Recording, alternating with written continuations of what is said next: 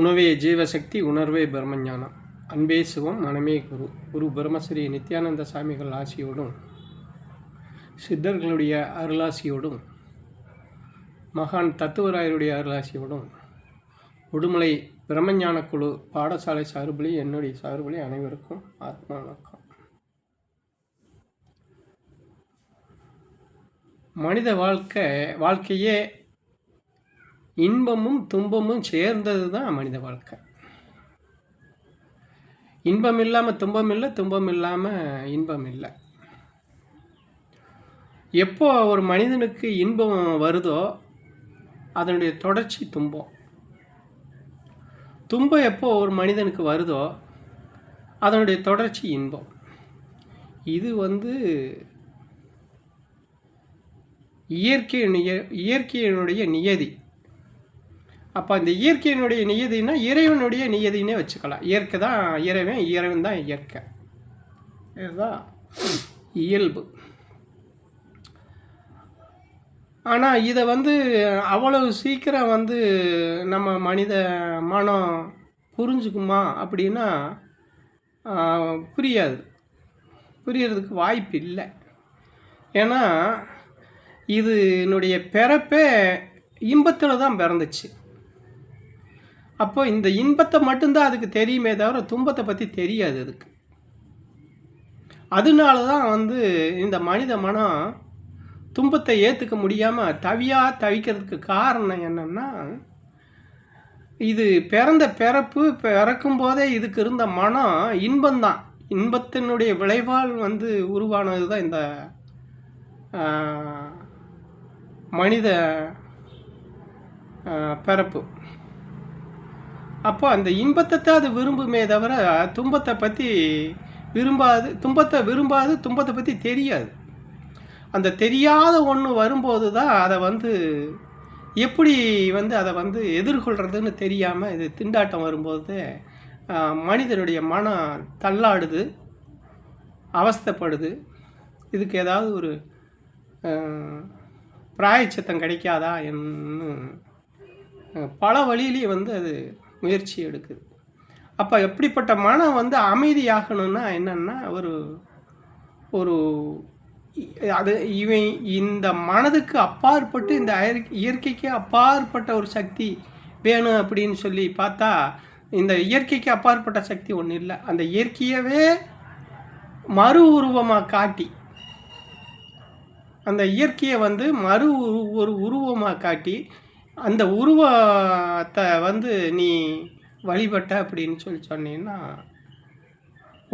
மன அமைதியாகும். உனக்கு அந்த துன்பத்துக்கு ஒரு மருந்தாக இருக்குங்கிறது தான் கோயில்கள் கட்டி அங்கே சாமி சிலைகள்னு சொல்லி அந்த இடத்துக்கு தகுந்த மாதிரி அந்த அப்போ என்ன தேவையோ அந்த தேவைக்கு தகுந்த மாதிரி அதை உருவாக்குறாங்க. அங்கே அது எந்த பேரில் வேணாலும் அந்த கோவில் இருக்கலாம். இதில் என்னென்னா, அப்படி வெறும் கோயிலை மட்டும் கட்டி வச்சா அது சரியாக வருமா அப்படின்னா சரியாக வராது. காரணம் என்னென்னா, வெறும் கோயில் கட்டி வச்சு அதுக்கு அர்த்தம் இல்லாமல் வெறும் கோயிலை கட்டி என்ன பண்ணுறது? இப்போ வீடு கட்டுறோம்னா இன்னார் வீடு கட்டுறாங்க, இன்னார் வீடு இந்த காரணத்துக்காக அவங்க வீடு கட்டுறாங்கங்கிறது ஒரு காரணம் இல்லாத ஒரு இதாக இருக்குது. இதுதான் போயிடக்கூடாதுங்கிறதுக்காகத்தான் இந்த மனிதனுடைய உடம்பையே பேட்டனாக வச்சு கோயிலே மனிதனுடைய உடம்பு தான் கோயிலினுடைய பேட்டன். மனித உடம்புனுடைய பேட்டன் தான் கோயில். இந்த மனித உடம்பு தான் பேட்டனே கோயில் கட்டுறதுக்கு. அப்போது மனித உடம்புல என்னென்னலாம் இருக்குதோ அதை ஒவ்வொரு இடத்துலையும் இது பண்ணி நிர்மாணம் பண்ணி அவங்க கொடிமரம், பலிபீடம், அர்த்த மண்டபம், கருவறை இப்படிலாம் உருவாக்குறாங்க. அப்போ அப்படி கட்டப்பட்ட கோயிலில் மணியும் கட்டுறாங்க. என்ன மணி, சேவுண்டி, சங்கு இதெல்லாம். அப்போ இதெல்லாம் என்னன்னா இது நம்ம உடம்புக்கு அப்போ மனிதனுடைய பேட்டனை வச்சு கட்டுற கோயிலில் அப்போ மனிதனுக்குள்ளே இது இருக்குதுங்கிறது காட்டுறதுக்காகத்தான் அதெல்லாம் வச்சாங்க. அப்போது நம்ம மனுஷனுக்குள்ளே இந்த சங்கு சத்தம் இருக்குதா, இந்த மணி ஓசை இருக்குதா, இந்த சேவடி சத்தம் இருக்குதா அப்படின்னா இருக்குது. அது எப்படி பார்க்க முடியும்? அப்படி இருக்கிற மாதிரி தெரியலையே, இதெல்லாம் நம்ம உடம்புக்குள்ளே இருக்கிறதா தெரியலையே அப்படிங்கிற ஒரு சந்தேகம் இருக்குது உங்களுக்கு. நியாயமான கேள்வி தான் அது. ஏன்னா அப்படி ஒரு சத்தம் நமக்குள்ளே இருக்குதுங்கிறத நம்ம உணரணுன்னா, அந்த சத்தத்தை பார்க்கணுன்னா, இந்த யோக மார்க்கத்தில் யோக வழியில் பயணம் பண்ணி ஞான மார்க்கத்தில் போய் ஞானத்தினுடைய உச்சி, அதாவது ஞானத்தினுடைய முதல் படியை தொடும்போது, இதனுடைய அந்த சிம்டம்ஸ் தெரியும், அந்த சிம்பிள் தெரியும். அப்போ அது என்னவா இருக்குது அப்படின்னா, நம்ம உடம்புக்குள்ளே இருக்கிறது ஓசையும் ஒளியும் இருக்குது. அப்போ ஓசையும் ஒளியும் இருக்குதுங்கிறத எப்போ பார்க்க முடியும்னா, இந்த நான் சொன்ன மாதிரி இந்த யோக பயணம் பண்ணும்போது, அந்த தக்க தருணம் வரும்போது. அது எப்படின்னா, நமக்குள்ள 10 விதமான காற்று, தசவாயுக்கள், அதுதான் சொல்லுவாங்க. 10 விதமான காற்று நமக்குள்ள தசவாயுக்கள் இருக்குது. தசவாயுக்கள், தச நாடி, தசநாதம், 10 விதமான காற்று, 10 விதமான சத்தம், 10 விதமான நரம்பு ஓட்டம், 10 நாடி. அப்போது இந்த யோக பயணத்தில் நீங்கள் அந்த மெஞ்ஞானத்தில் இதில் பார்த்தீங்கன்னா நாத பாடம்னு இப்போ நம்ம கொடுக்குற பாடத்தில் நாத பாடம்னு இருக்குது. அந்த நாத பாடம் வாங்கும்போது தான் அவங்களுக்குள்ள இந்த வாங்கி அதை செஞ்சுக்கிட்டு இருக்கும்போது தான் ஒரு முறையாக அந்த பாடத்தை வாங்கி முறையாக குரு சொன்னபடி நீங்கள் நடக்கும்போது இந்த சத்தம் உங்களுக்குள்ளே கேட்கும்.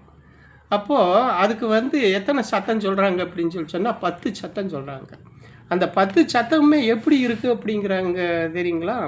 அதில் எப்படின்னு முதல்ல பார்த்தீங்கன்னா, ஒவ்வொரு ஓசையிலையும் முதல்ல கடலில் அலை அடிக்குது இல்லையா, அது மாதிரி இருக்கும். ரெண்டாவது என்னென்னா யானை பிளிடுற மாதிரி இருக்கும்.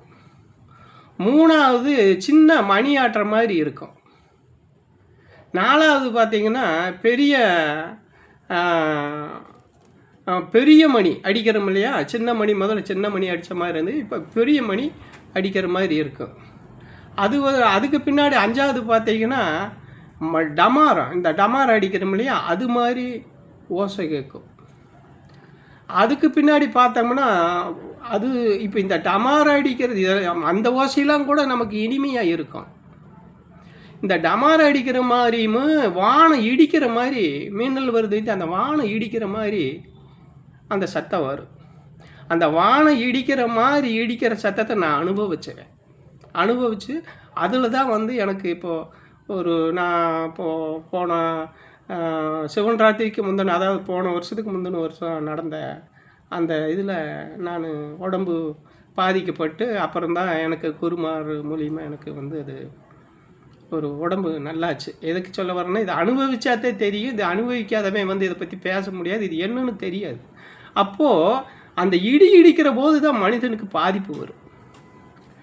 அப்போ இப்போ பாடத்தில் கூட நான் இப்போ கூட வீடியோ ஒன்று போட்டேன், பாடமெல்லாம் கொஞ்சம் இதாக மாற்றிக்கணும். அப்போ அந்த இடிக்கிற சத்த பக்குவத்துக்கு நீங்களாம் வர்ற மாதிரி இருந்தது அப்படின்னா, குடும்ப இதுகளோடு இருக்கும்போது அதை குடும்பம் பாதிக்கும். அந்த மாதிரி உங்களுக்கு இங்கே வந்துச்சுன்னா உடம்பு பாதிச்சா அப்புறம் குடும்பம் பாதிக்கும் இல்லையா.